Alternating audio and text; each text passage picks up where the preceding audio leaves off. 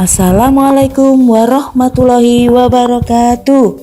Hai anak-anakku, selamat berjumpa kembali dengan saya Neni Triana dari SDN Ketegan 3, Kecamatan Taman, Kabupaten Sidoarjo. Kali ini kita akan belajar bersama tentang tema 1, subtema 1, pembelajaran 5. Yang mana pada pembelajaran 5 ini bermuatan IPS dan SPDP. Tujuan pembelajaran kali ini adalah 1. Siswa mampu menyebutkan kehidupan sosial budaya dari 2 negara terkait kondisi geografisnya. 2. Siswa mampu mencoba membuat patung. Baik anak-anakku, di setiap negara di Asia Tenggara memiliki kondisi geografis yang beragam. Keberagaman kondisi geografis ini dimanfaatkan sebagai lahan pertanian, kemudian untuk pemanfaatan perairan dan perindustrian. Untuk negara di Asia Tenggara seperti Indonesia, pemanfaatan kondisi geografisnya untuk lahan pertanian, hutan yang menghasilkan kayu, rotan, dan pohon karet. Kemudian perairan diambil hasil lautnya, pantai sebagai pariwisata, dan pertambangan sebagai sumber energi. Sedangkan negara Malaysia, pemanfaatan kondisi geografisnya untuk hasil hutan yang menghasilkan kayu, pantai sebagai lahan pertambangan, dan perkebunan karet yang terkenal di Malaysia, penghasil karet nomor 1 di dunia. Singapura, pemanfaatan kondisi geografisnya untuk peternakan unggas dan perindustrian.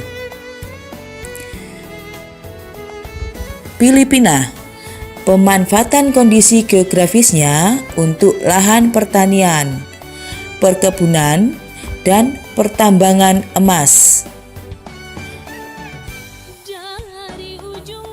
Dilanjutkan Brunei Darussalam, pemanfaatan kondisi geografisnya adalah untuk lahan pertanian dan pertambangan sebagai penghasil minyak bumi yang terbesar di Brunei Darussalam. Vietnam adalah digunakan untuk lahan pertanian, lahan perindustrian, pengolahan makanan, penggilingan padi, dan industri tekstil. Sedangkan Thailand, pemanfaatan kondisi geografisnya adalah untuk lahan pertanian yang terkenal dengan lumbung padinya, kemudian pertambangan timah, timbel, seng, dan perairan. Myanmar, pemanfaatan kondisi geografisnya adalah untuk perkebunan tembakau, teh, pertambangan yang menghasilkan timah.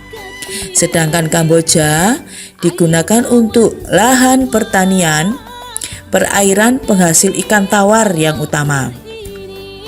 Terakhir Laos, pemanfaatan kondisi geografisnya adalah digunakan untuk lahan pertanian, perairan penghasil ikan.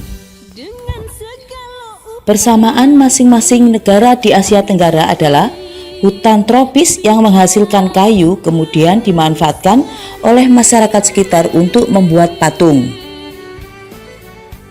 Ayo diingat kembali anak-anakku, pembelajaran 2 tentang fungsi patung, di mana pada pembelajaran 2 diajarkan tentang fungsi patung sebagai monumen, kemudian fungsi patung sebagai religi, fungsi patung sebagai seni, ada lagi fungsi patung sebagai arsitektur bangunan, kemudian fungsi patung sebagai dekorasi untuk keindahan taman. Nah, sekarang kita akan belajar tentang alat dan bahan dalam pembuatan patung. Di sini ada 2 macam anak-anakku bahan pembuatan patung, yaitu bahan keras dan bahan lunak.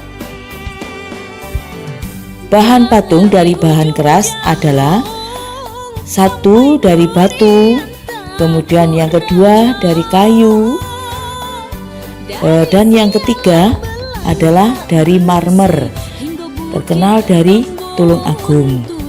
Kemudian bahan patung dari bahan lunak adalah tanah liat, kemudian plastisin, dan ada lilin.